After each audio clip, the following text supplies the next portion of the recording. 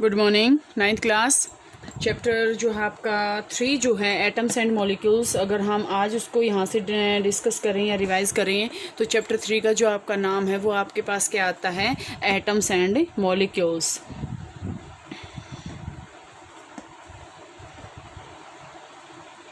Atoms and molecules. Atoms और molecules की अगर हम यहाँ से बात करते हैं तो एटम्स और मॉलिक्यूल्स के अंदर आपके पास यहाँ से क्या आएगा कि सबसे पहले तो आपके पास 2 लॉज आएंगे इसके अंदर।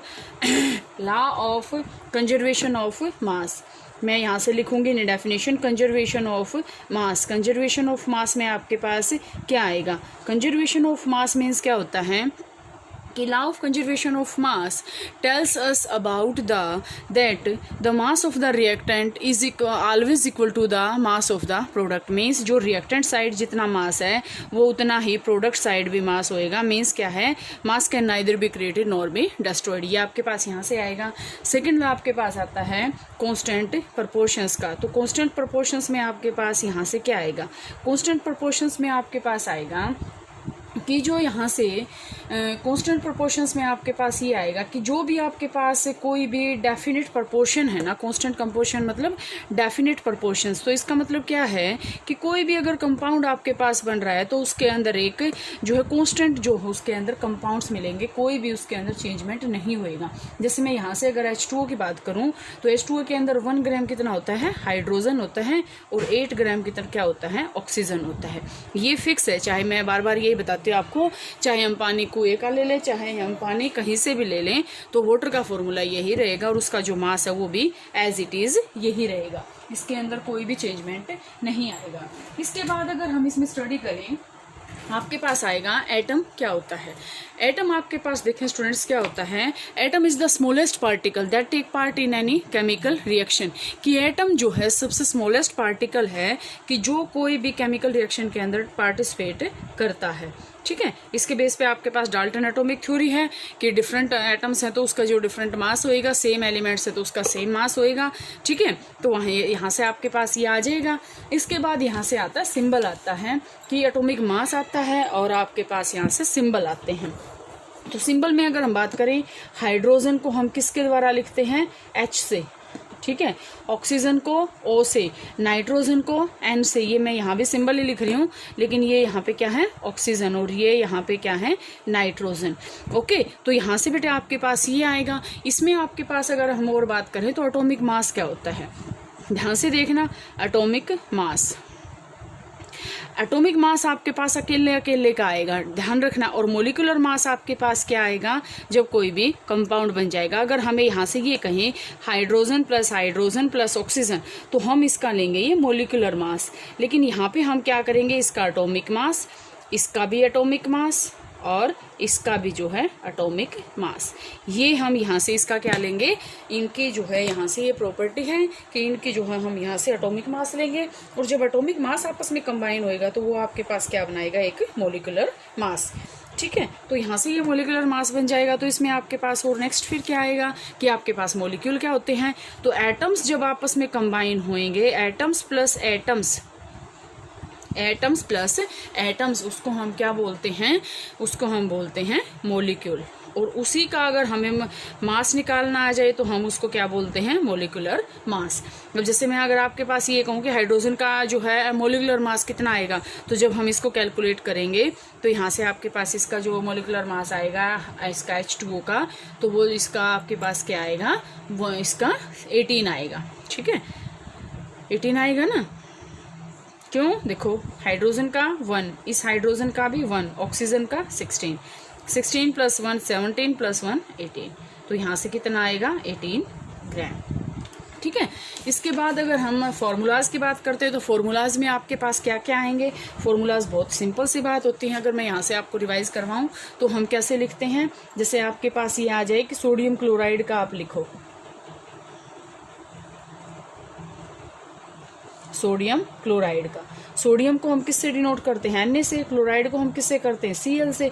तो यहाँ से क्या बन जाएगा, इसकी हम वैलेंसी लिखेंगे 1, इसकी भी वैलेंसी 1, तो यहाँ से ये क्या बन जाएगा, NaCl। इसके बाद अगर हम बात करते हैं हाइड्रोजन सल्फाइड की,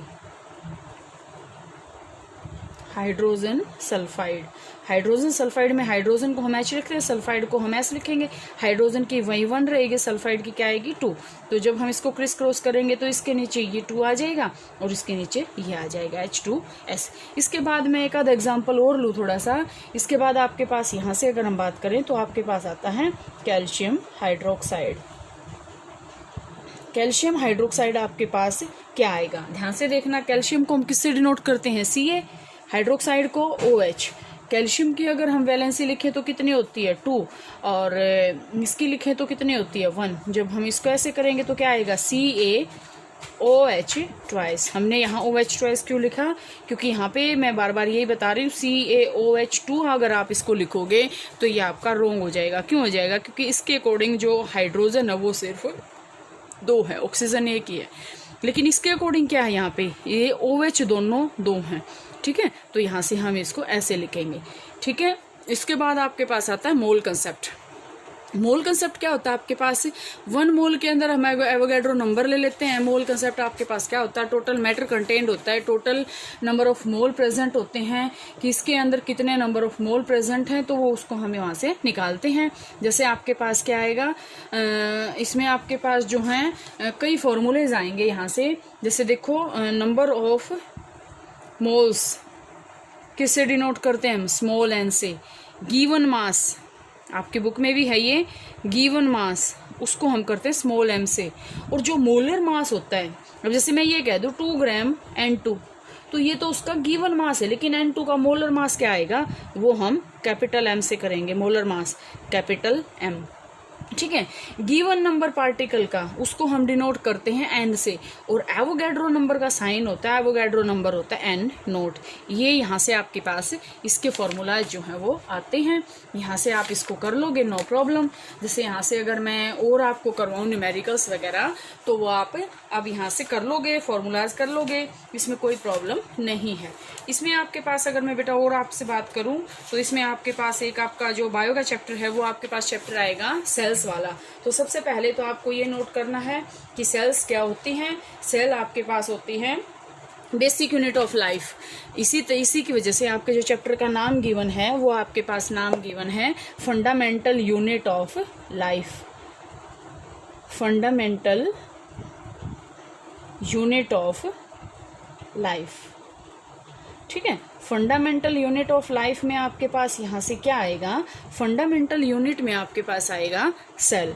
सेल आपके पास क्या होती है, जैसे आपके पास क्या होता है सेल, सेल से आपके पास बनते हैं टिश्यू, टिश्यू से आपके पास बनते हैं ऑर्गन, ऑर्गन से आपके पास बनते हैं ऑर्गन सिस्टम, ऑर्गन सिस्टम से आपके पास बनता है ऑर्गेनिज्म।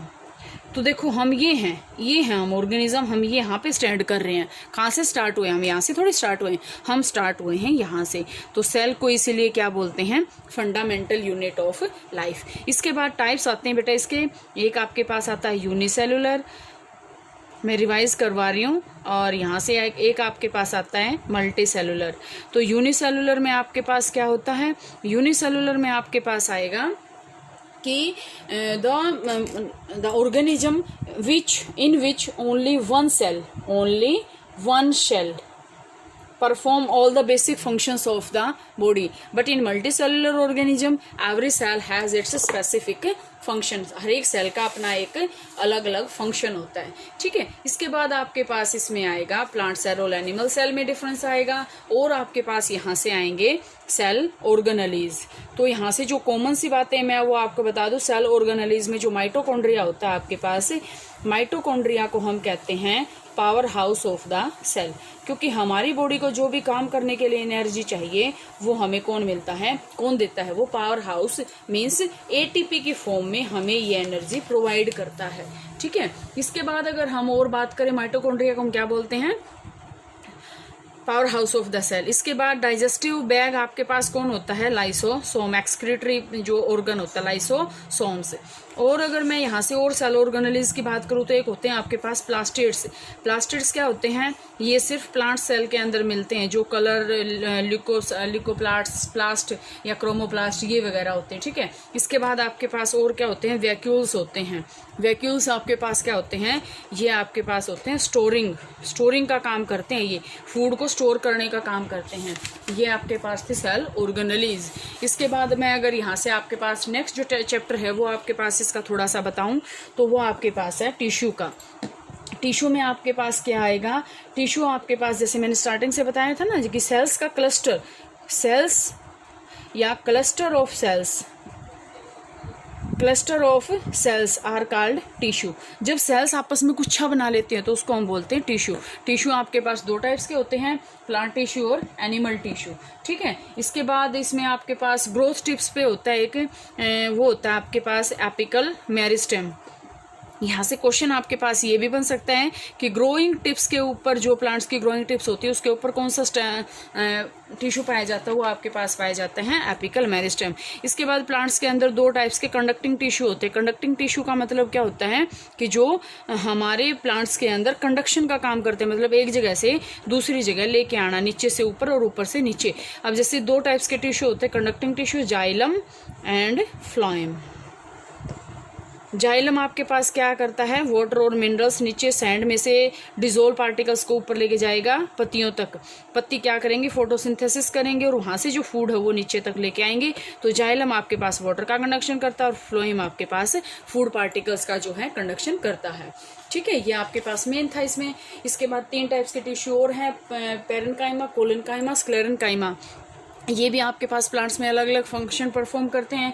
इसके बाद अगर हम बात करते हैं एनिमल टिश्यू में, तो एनिमल टिश्यू में एक आपके पास मस्कुलर टिश्यू है, एडिपोज टिश्यू है, कनेक्टिव टिश्यू है। ये आपके पास डिफरेंट टाइप्स के टिश्यू हैं। तो हर एक का फंक्शन जो है आप यहाँ से कर लेना। और एमसीक्यूज़ का आपका पैटर्न रहेगा, ये आपको पता ही है। 2 चैप्टर ये हैं, 3 चैप्टर केमिस्ट्री के हैं और फिजिक्स का है। आपका कॉमन टेस्ट होएगा और एमसीक्यूज़ आपका पैटर्न रहेगा। और अगर बेटा कोई प्रॉब्लम आती है तो वो आप यहाँ से डिस्कस कर सकते हैं।